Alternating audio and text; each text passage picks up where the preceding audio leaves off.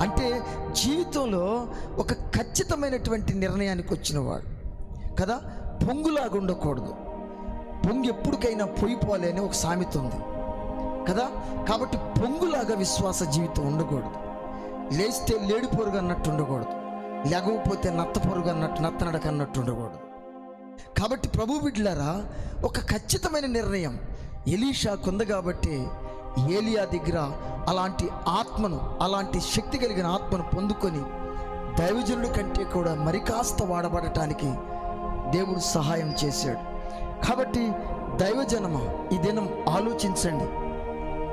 దావీదు, అయ్యా నీవే నా దేవుడివి అంటే ఆయన అర్థం ఏమిటి? ఇంకొకరు నాకు లేరు. ఒక ఖచ్చితమైనటువంటి మాట. కానీ పేతురు ఇదే మాట అన్నాడు. కానీ ఒకానొక సందర్భం, శ్రమ వచ్చేసరికి అసలు ఆయన ఎవరో నాకు తెలియదు అన్నాడు. నేను ఎరుగను అన్నాడు. ఈరోజు ఈ వాక్యం వింటున్న దేవుని పిల్లలారా, మన మాట ఎట్లా ఉంది?